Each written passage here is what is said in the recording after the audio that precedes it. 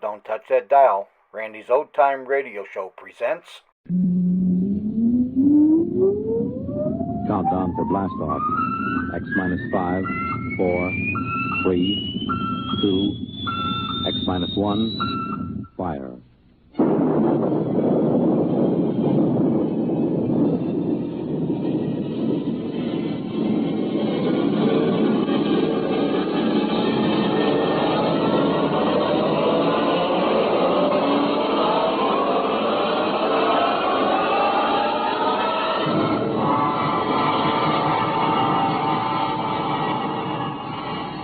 From the far horizons of the unknown come transcribed tales of new dimensions in time and space.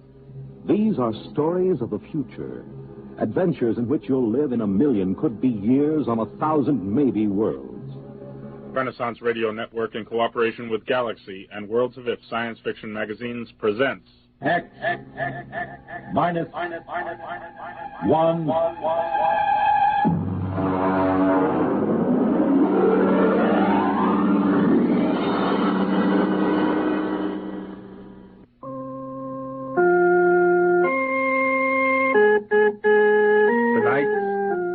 The Iron Chancellor by Robert Silverberg, starring Leon Janney and Evie Juster.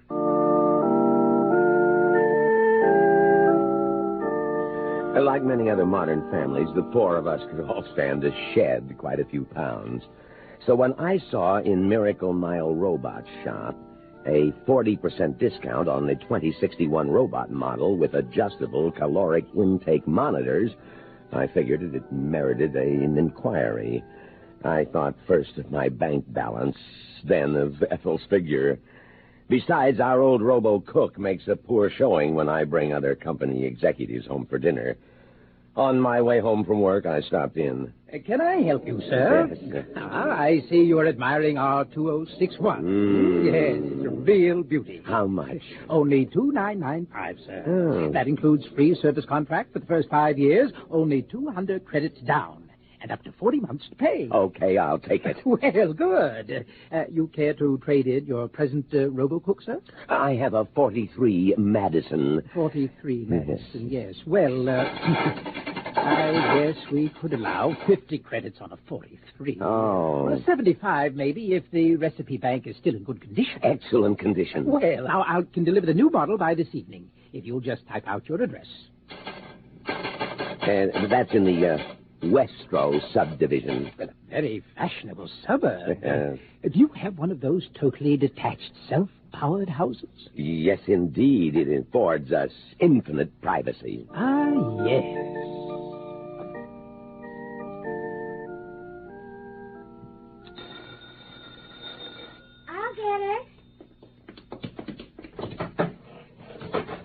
Who is it, Myra? It's a Mr. Robinson, Daddy, of Robinson's Robots. And he's got a bulky package to deliver. It's A surprise, my dear. What in the world is... Myra, show him in, please. Oh, all right. There we are. Got him all wrapped. All 7 feet of it, Mr. Carmichael. Lots of delicate circuitry in that job. You ought to be very proud of him. Joey, help Mr. Robinson unpack the new robo-cook. No, that's okay. I can manage it. And it's not a robo-cook, by the way. It's called a robo-servitor. Man, it must be a fortune. It's very reasonable, Ethel. Now, don't worry so much. There. This is the instruction manual. Now, don't fret about the thickness of the booklet. It's just part of the trimmings. This robot's no trouble to handle. Now, here's the recipe bank. Biggest and best ever designed. And what about the special features? The reducing monitors, you mean? Yes. Well, they're right over here, see? You just program in the names of the members of the family and their present and desired weights. And the robo-servitor takes care of the rest. Computes caloric intake, adjusts menus, and everything else. I told you I was going to do something about our weight, Ethel.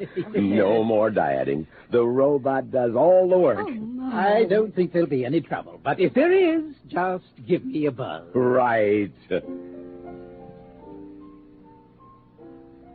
I felt a momentary twinge of nostalgia when Robinson took our obsolete robo-cook. After all, it was with us 16 years. That night, the four of us spent the evening discovering things about our new robot. Joey prided himself on his knowledge of practical robotics, so I let him integrate our weights and desires. You wish this schedule to take effect immediately? Oh, well, tomorrow morning at breakfast. We might as well start right away. Good morning, one and all. Oh, good morning. Your toast and coffee, sir. Well, I like cream and sugar in my coffee. You must learn to drink your coffee without such things if you wish to lose weight. Oh, yes. Yes, of course. Well, this regimen is more Spartan than I anticipated. Joey, why don't you pour that glass of milk into the cereal? Won't it taste better that way? Sure it will, but Bismarck says I won't get another glass if I do, so I'm eating this way. Bismarck? It's the name of a famous 19th century German dictator. They called him the Iron Chancellor. Pretty good name for him, huh? No, it's silly. Well, it has a certain ring of truth, though. Here is your luncheon menu. You are the only member of this family group who will not be eating 3 meals a day under my personal supervision. Please adhere.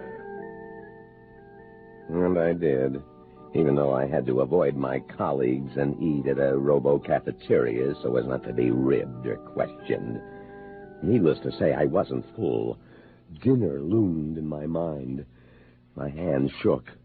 When I arrived home that night, I handed the robo-servitor my hat and cloak and, as always, reached out for my cocktail. Yes, sir. How may I assist you? Well, are we, out of gin? No, sir.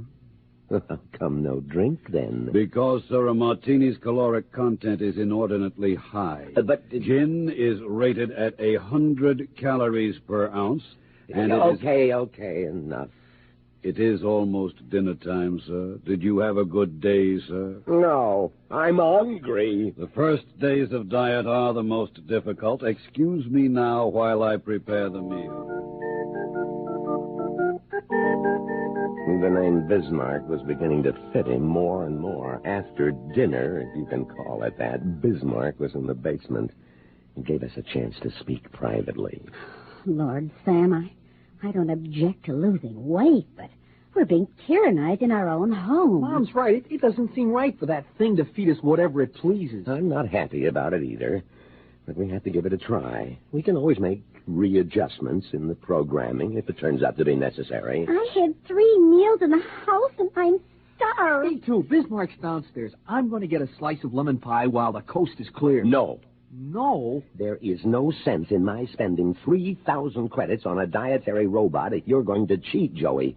I forbid you to have any pie. But, Dad, I'm hungry. I'm a growing boy. Now, don't give me that Now, line. Sam, we can't starve Joey. If he wants pie, let him have it. Oh, you're carrying this reducing fetish too far. Well, all right. I guess a bit of pie won't wreck the plan. In fact, I suppose I'll have some myself. Joey, Begging your pardon. It would be most unfortunate if you were to have pie now, Mr. Carmichael. My calculations are very precise. Let's forget the lemon pie, Joey. Bismarck, yes, Bismarck, had in the next few days usurped Ethel's job of marketing.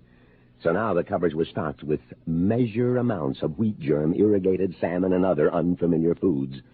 The kids were brooding, so... Yes, Mr. Carmichael. Bismarck, go down to the basement until I summon you. I must advise you, sir, that I will detect indulgence in any forbidden foods during my absence and adjust for it in the next meal.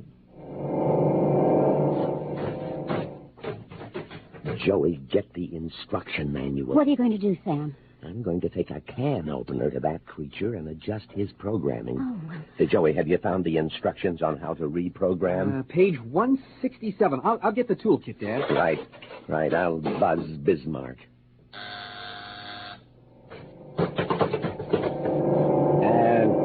Bismarck, I'm afraid it's necessary for us to change your program. We've overestimated our capacity for losing weight. I beg you to reconsider, sir. Extra weight is harmful to every vital organ in the body. I plead with you to maintain my schedule unaltered. I've got to cut my throat. Joey, inactivate him and do your stuff. Lever F2 with the yellow indicators to be advanced 1 notch. Now twist dial B9 to the left, thereby opening the taping compartment and... Oops.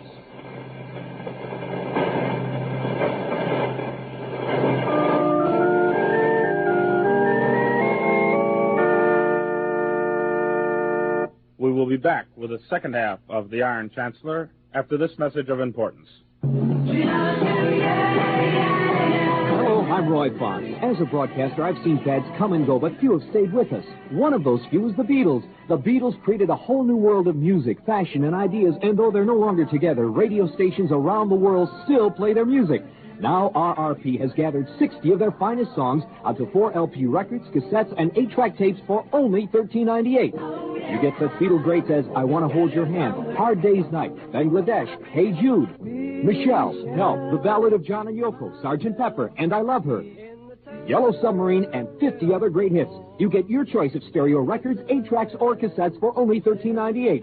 This is an album that you'll want to keep, and it will surely grow more and more valuable in years to come. Here's your announcer to tell you how to order. Send $13.98 to Beatles, Box 377, Seymour, Connecticut. That's Beatles, Box 377, Seymour, Connecticut. Specify cartridges, cassettes, or records. Money back guarantee by Electro Sound Dupe Incorporated.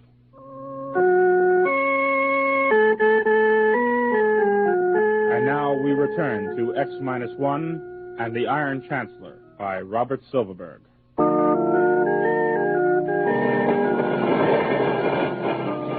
Damn it! What happened? Drop the damn wrench.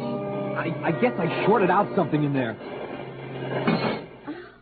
We'd better call Mr. Robinson, Sam. A short-circuited robot is likely to explode, or worse. We should have called Robinson in the first place. It's my fault for letting Joey tinker with an expensive and delicate mechanism like that. Myra, get me the card Mr. Robinson left. Gee, Dad, this is the first time I've ever had anything go wrong. Here, Daddy. Thank you, Myra. I hope we can reach him at this hour. If we can... I'll take that card. There will be no further meddling with my program tape. Sam, what are we going to... Apple. Now, Bismarck, I order you to shut yourself off at once. My apologies, sir. I cannot serve you if I am shut off. I don't want you to serve me. You're out of order. I want you to remain still until I can phone the repairman and get him to service you. Oh, you destroyed Robinson's card.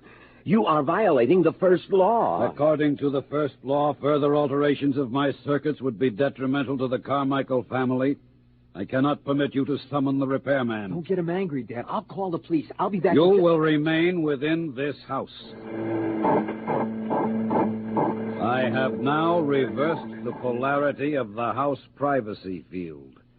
Since you are obviously not to be trusted to keep the diet I prescribe, I cannot allow you to leave the premises. You will remain within and continue to obey my beneficial advice.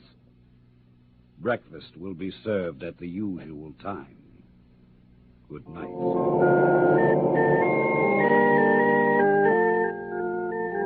I awoke late, well past 9.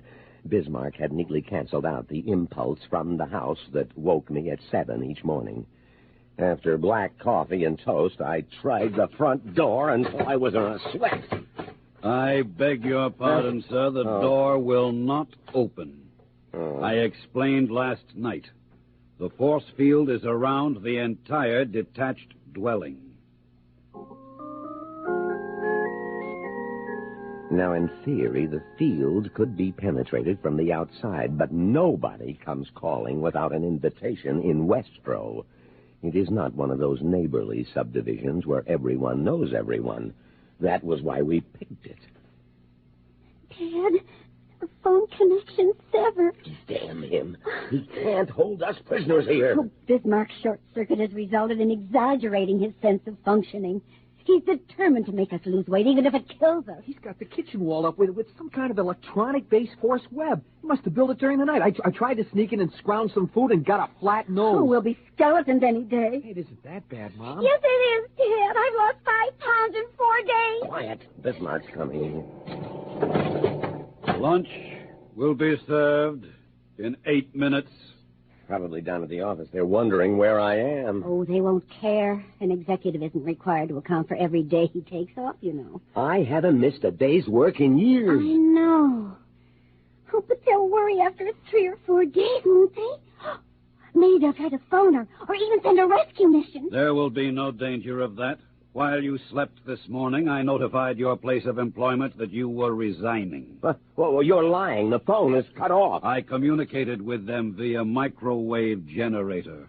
If only we had an oilman the way we used to. He'd know how to shut the field off. But no, we've got a shiny, chromium-plated cryostat, dishing out liquid helium. A neat, self-contained island in the middle of civilization with nobody bothering us. Ethel, please. Luncheon is served. You've got to do something about this, Sam. I'll have to, huh? And just what am I supposed to do? Daddy, don't get angry. Oh, don't tell me what I should or shouldn't do. Maybe you could distract him, and I could open him up again. No. That thing's 7 feet tall and weighs 3,000 pounds. I'm not going to wrestle with him. The haggard face in the mirror was mine. 6 days of starvation. I stepped on the scale. 12 pounds off in less than 2 weeks. And it came to me in a flash. Ethel, Myra, Joey, come here. Where's that robot? In the kitchen. Bismarck? Bismarck, come out here. How may I serve you, sir? Damn you, scan me with your super power receptors and tell me how much I weigh. 179 pounds, 11 ounces, Mr. Carmichael. Yes. And the original program I taped into you was supposed to reduce me from 192 to 180. So I'm finished with you as long as I don't gain weight. And so are all of us, I'll bet. Ethel, Myra, Joey, upstairs and weigh yourselves. Sir, I find no record within me of any limitations on your reduction of weight. What? I have checked my tapes fully. I have a record of an order causing weight reduction, but the tape does not specify a termination of the program. But I thought... I'm sure we did. I know Dad, we instructed... Probably that part of his tape was erased when he short-circuited. Oh. Dear, what's so funny? Oh, funny? The fact that I'm thin, trim, fit as a fiddle. Oh, We're all magazine ad beauties, the enviable few who in our age of technology, when normal exercise is extinct, we'll all shrivel up. Bismarck will starve us to death. Don't worry, Dad. We're going to get out of this. Oh, we won't. We'll never get out.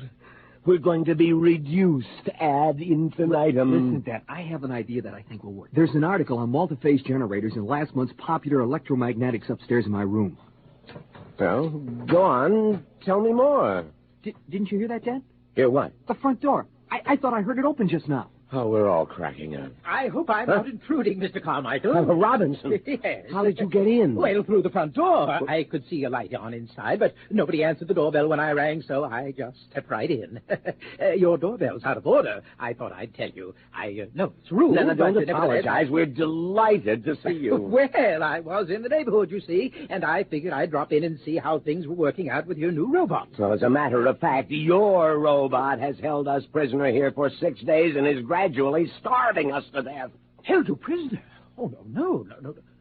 Well, I thought you all looked a bit peaked, but, oh, dear. Now there'll be an investigation and all kinds of trouble. I think I short-circuited him. I see. Well, at least I can end your imprisonment. Now, let me see. I have a force field damper in my toolbox. There. There you are. That's a great little gadget. That neutralizes the blockade. Quick, here he comes. There. That should immobilize him. Oh. Now, let's have a look in that chassis. Oh, free. Free at last. Am I going to eat? I'll eat myself right into oblivion. Warm buttered rolls, martinis, steak. You know, this really is fascinating. The obedience filters are completely shorted out, and the purpose nodes are somehow soldered together by the momentary high voltage arc. You know, I've never seen anything like this before. Neither have we. Really, though, this is an utterly new breakthrough in robotic science.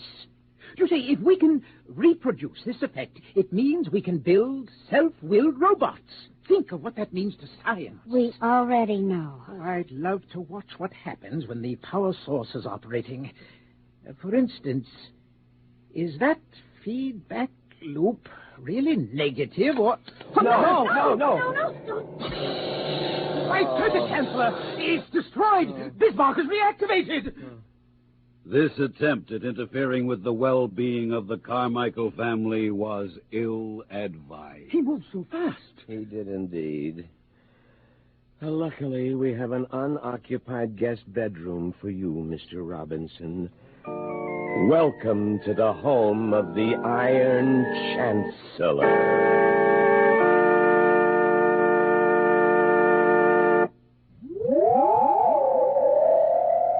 You have just heard the X-1 presentation of Robert Silverberg's Iron Chancellor, a story from the pages of Galaxy magazine. Galaxy, science fiction magazine, whose January 1973 issue features an article by astronomer Robert S. Richardson that delves into the existence of the Star of Bethlehem. Also, don't forget Galaxy's sister magazine, Worlds of It, which in its February issue will present Construction Shack by Clifford D. Simak. It was the day of the creation. Just another one of those days where everything goes wrong. Galaxy and Worlds of It on your newsstands today. You have just heard The Iron Chancellor, a story from the pages of Galaxy written by Robert Silverberg and adapted for radio by Donna Fonfa. Featured in our cast were Leon Janney, Evie Juster, Jackson Beck, Donald Buca, and Roy Fox. If you enjoyed tonight's broadcast, please write to X-1, Box 377, Seymour, Connecticut.